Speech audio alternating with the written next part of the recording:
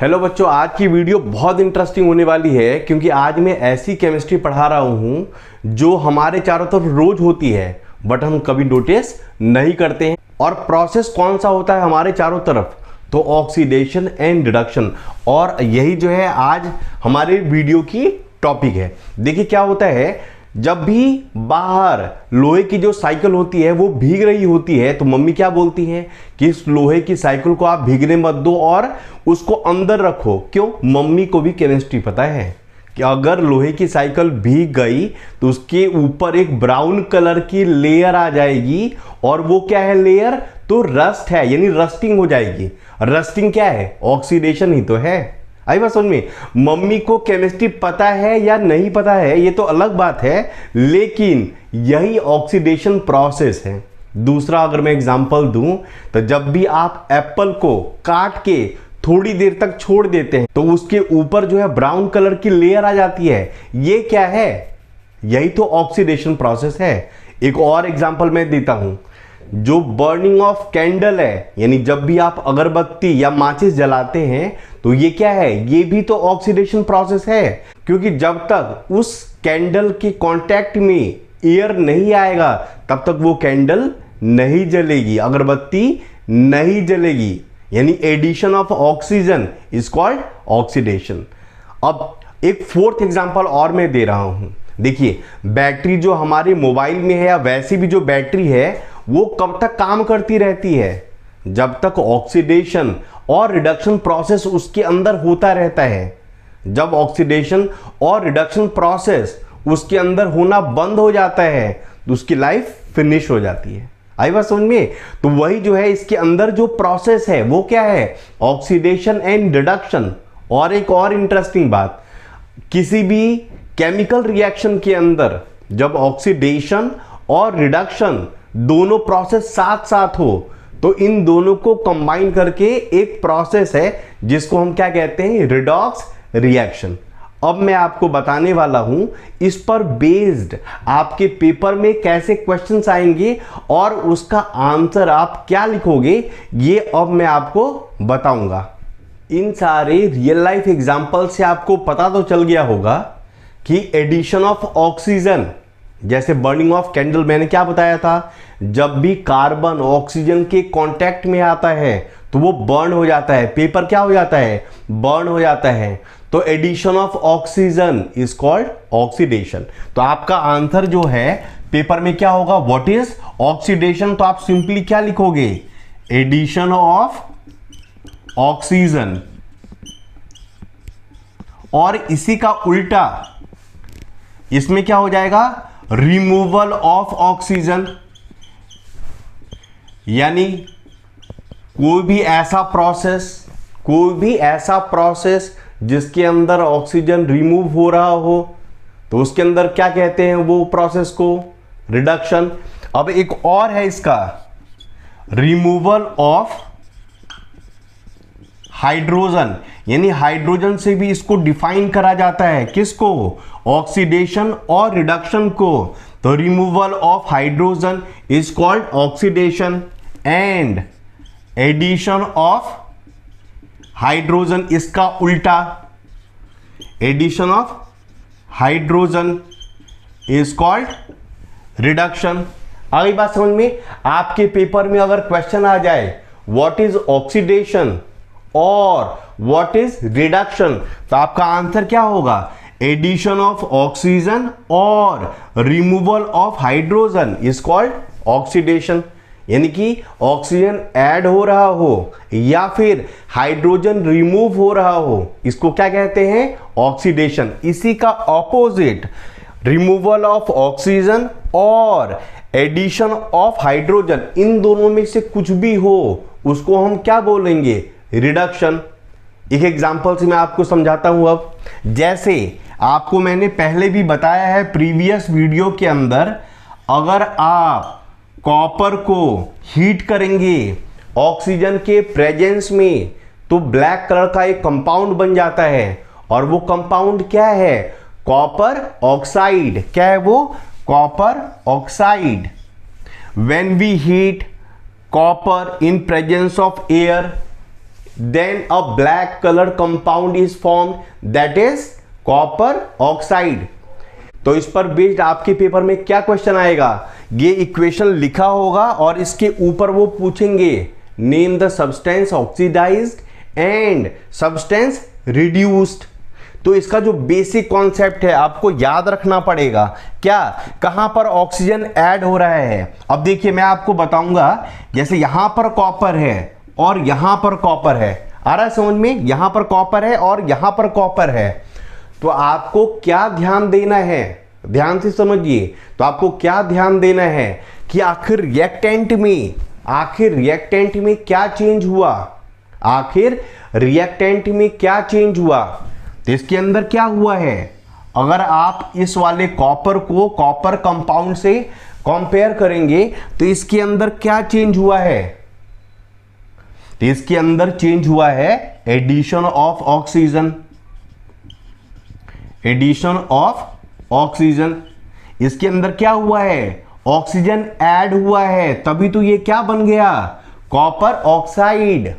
अब यहां पर आप ढूंढिए, क्या ढूंढना है कि एडिशन ऑफ ऑक्सीजन कहां लिखा हुआ है, यहां पर है, दिख रहा है ना, एडिशन ऑफ ऑक्सीजन कहां लिखा हुआ है, तो यहां पर है। इसका मतलब ये क्या हो गया, addition of oxygen is called oxidation. इसका मतलब क्या हो गया कि ये जो कॉपर है ये हो गया सब्सटेंस ऑक्सीडाइज्ड। क्या हो गया, ये सब्सटेंस ऑक्सीडाइज्ड।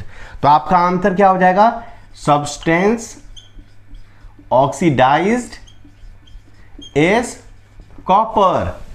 और एक और बात मैं आपको बता दूं, हमेशा जो रिएक्टेंट साइड है ऐसे क्वेश्चंस में, हमेशा जो रिएक्टेंट साइड है वो दो रिएक्टेंट होंगे। अगर आपने एक आइडेंटिफाई कर लिया है कि एक जो सब्सटेंस है वो ऑक्सीडाइज हो गया, तो दूसरे में दिमाग लगाने की जरूरत नहीं है। जो दूसरा रिएक्टेंट है वो क्या हो जाएगा, सब्सटेंस रिड्यूस्ड। क्या हो जाएगा, सब्सटेंस रिड्यूस्ड। सब्सटेंस रिड्यूस्ड क्या हो जाएगा, जो दूसरा रिएक्टेंट है दैट इज ऑक्सीजन। अगर इस रिएक्शन को वो पूछेंगे ये कौन सा रिएक्शन है, ये कौन सा रिएक्शन है, तो ये जो रिएक्शन है इसको आप रिडॉक्स रिएक्शन भी कह सकते हैं, या फिर मैंने इससे पहले वाली वीडियो में समझाया हुआ है टाइप ऑफ रिएक्शन में क्या होता है, ये कॉम्बिनेशन रिएक्शन भी इसे हम कह सकते हैं। आई बात समझ में। अगर ये टाइप ऑफ रिएक्शन पूछे तो आपका दो आंसर हो सकता है, पहला रिडॉक्स रिएक्शन और दूसरा कॉम्बिनेशन रिएक्शन। अगर आपने कोई भी आंसर लिखा है टाइप ऑफ रिएक्शन में तो आपका आंसर गलत नहीं होगा। एक और एग्जांपल लेकर मैं आपको ये वाला जो कॉन्सेप्ट है और अच्छे से समझाने की कोशिश कर रहा हूं। अब दूसरा जो मैंने एग्जांपल लिया है वो क्या है, देखते हैं।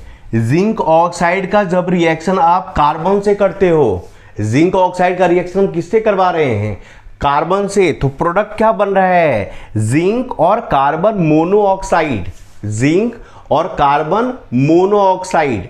ध्यान से समझिए, इसमें वो क्या पूछेंगे कि इसमें कौन सा सब्सटेंस ऑक्सीडाइज हो रहा है या फिर कौन सा सब्सटेंस रिड्यूस हो रहा है, आपको बताना है। तो देखिए इसमें दो है, अगर आप इस कार्बन को यहां वाले कार्बन मोनोऑक्साइड से कंपेयर करेंगे तब भी आपका आंसर आ जाएगा, या फिर अगर जिंक ऑक्साइड को जिंक से आप कंपेयर करेंगे तब भी आपका आंसर आ जाएगा। वैसे मैंने इससे पहले वाले एग्जांपल में क्या बताया था, जब आपको पता चल जाए कि दो रिएक्टेंट में से एक कोई भी रिएक्टेंट जो है अगर सब्सटेंस ऑक्सीडाइज्ड हो गया तो दूसरा वाला जो रिएक्टेंट है वो उसका उल्टा हो जाएगा, यानी वो सब्सटेंस क्या हो जाएगा, रिड्यूस्ड। लेकिन इस वाले एग्जांपल में दोनों से मैं आपको समझा रहा हूं। अगर आपने इसको इससे कंपेयर करा है तो इसके अंदर क्या चेंज हुआ है, आपको क्या ध्यान देना है, रिएक्टेंट में क्या चेंज हुआ है। तो जिंक ऑक्साइड में क्या है, ऑक्सीजन, यहां पर ऑक्सीजन है नहीं है, यानी इसका मतलब क्या हुआ कि इसमें से ऑक्सीजन रिमूव हुआ है, क्या हुआ है, जिंक ऑक्साइड में से जो ऑक्सीजन है वो रिमूव हुआ है।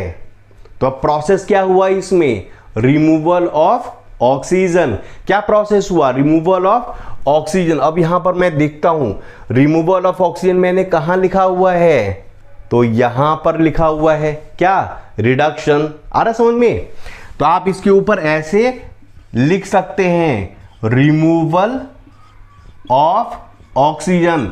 ये मैंने कैसे लिखा है, क्योंकि यहां पर ऑक्सीजन है और यहां पर ऑक्सीजन नहीं है, तो इसके अंदर क्या चेंज हुआ, removal of oxygen. Removal of oxygen is called reduction. क्या कहते हैं इसे, रिडक्शन। तो एक चीज तो क्लियर हो गया क्या, कि जो सब्सटेंस रिड्यूस्ड है, क्या जो सब्सटेंस रिड्यूस्ड है वो क्या हो जाएगा, जिंक ऑक्साइड। क्या हो जाएगा, zinc oxide. ZnO is reduced, zinc oxide is reduced. अब जो दूसरा वाला है, यानी ये कार्बन, जो दूसरा वाला रिएक्टेंट है, यानी जो कार्बन है C है, वो क्या हो जाएगा, सब्सटेंस ऑक्सीडाइज्ड। ये आपको आइडेंटिफाई करने की भी जरूरत नहीं है, तब भी मैं एक बार आपको दिखा रहा हूं। इस वाले कार्बन को आप किससे कंपेयर करेंगे, तो कार्बन मोनोऑक्साइड से। अब इसके अंदर क्या चेंज हुआ, इस कार्बन में क्या चेंज हुआ, तो आपका आंसर क्या होगा, कि यहां पर ऑक्सीजन नहीं है और यहां पर ऑक्सीजन है। इसका मतलब क्या हुआ, ऑक्सीजन ऐड हो रहा है। इस वाले कार्बन में क्या हो रहा है, ऑक्सीजन ऐड हो रहा है। तो क्या प्रोसेस है, एडिशन ऑफ ऑक्सीजन। तो एडिशन ऑफ ऑक्सीजन कहां पर मैंने लिखा हुआ है, यहां पर दिख रहा है ना। तो addition of oxygen is called oxidation, यानी कि यहां पर आप क्या लिखेंगे, ऑक्सीडेशन। आ रहा समझे, क्योंकि इसके अंदर क्या हो रहा है, ऑक्सीजन ऐड हो रहा है। तो आपका आंसर क्या हो जाएगा, सब्सटेंस ऑक्सीडाइज्ड इज कार्बन। अब मैं जो है आपको एक बोनस टिप दे रहा हूं, क्या इसमें एक और अलग से भी क्वेश्चन पूछ देते हैं, अलग टाइप का क्वेश्चन आ सकता है। क्या आ सकता है, यहां पर ये वो नहीं पूछेंगे क्या, कौन सा जो सब्सटेंस है वो ऑक्सीडाइज हो रहा है या फिर कौन सा सब्सटेंस रिड्यूस हो रहा है। इसमें क्या पूछ देते हैं, ध्यान से समझिए। इसमें वो पूछ देते हैं ऑक्सीडाइजिंग एजेंट कौन सा है, रिड्यूसिंग एजेंट कौन सा है, ये वो पूछेंगे। यानी यही वाला इक्वेशन दे देंगे और आपसे क्या पूछा जाएगा, आपसे क्या पूछा जाएगा कि name the oxidising agent and reducing agent. समझ आ रही है बात। तो देखिए आपका आंसर क्या हो जाएगा, जो सब्सटेंस रिड्यूस हो रहा है, जो सब्सटेंस रिड्यूस हो रहा है उसको हम क्या बोलते हैं, ध्यान से समझिए, ऑक्सीडाइजिंग एजेंट। यानी इस वाले इक्वेशन में जो हमारा ऑक्सीडाइजिंग एजेंट है वो क्या हो जाएगा, ZnO, यानी ये क्या हो जाएगा, ऑक्सीडाइजिंग एजेंट। आ रहा समझ में। और जो सब्सटेंस ऑक्सीडाइज्ड होता है, जो सब्सटेंस ऑक्सीडाइज्ड हो रहा है उसको हम क्या बोलते हैं, तो रिड्यूसिंग एजेंट। इसी का उल्टा रिड्यूसिंग एजेंट। जो सब्सटेंस ऑक्सीडाइज हो रहा है उसको हम क्या बोलते हैं, रिड्यूसिंग एजेंट। जो सब्सटेंस रिड्यूस हो रहा है उसको हम क्या बोलते हैं, ऑक्सीडाइजिंग एजेंट। आज की वीडियो में बस इतना ही। अगर फिर भी कोई प्रॉब्लम हो तो आप कमेंट करके मुझसे जरूर पूछ सकते हो।